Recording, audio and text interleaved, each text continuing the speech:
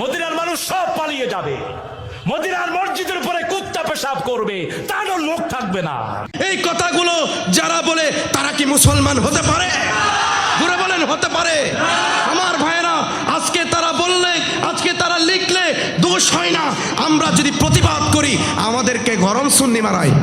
মনে রাখতে হবে, নবীর অপমানে যদি না কাঁদে তোর মন, তুই মুসলমান নই, মুনাফিক, নবীর দুশমন, ঠিক না? নবীর ইজ্জতের ব্যাপারে কখনো কোনো আপোষ চলবে? চলবে? এই কথাগুলো যারা বলে লিখে, তারা লিখলে দোষ হয় না, আমরা শুধু বললে, প্রতিবাদ করলে দোষ হয়ে যায়।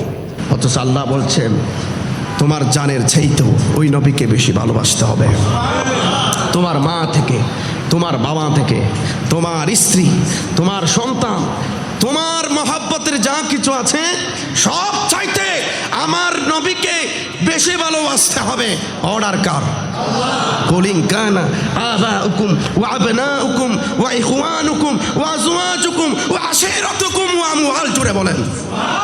তোমার বাবা, তোমার মা, তোমার সন্তান, তোমার স্ত্রী, আল্লাহ বলছেন তার চাইতেও নবীকে বেশি ভালোবাসতে হবে।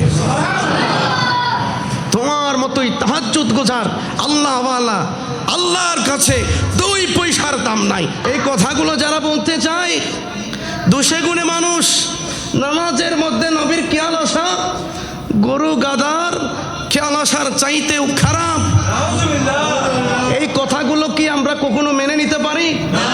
তাদের সাথে হাসি মুখে কি আমরা কখনো কথা বলতে পারি?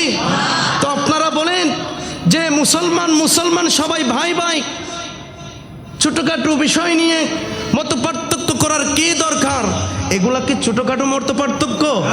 হ্যাঁ, জোরে বলেন, ছোটখাটো মত পার্থক্য?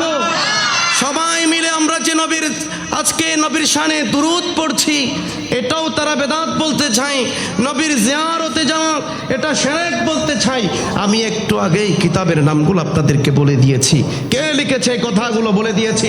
এরপরেও সুন্নিদেরকে আপনারাই অনেকে আছেন অপবাদ দেন।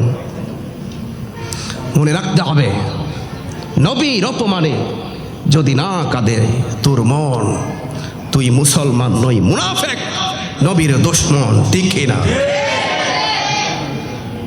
নবীর ইজ্জতের ব্যাপারে কখনো কোনো আপোষ চলবে? চলবে?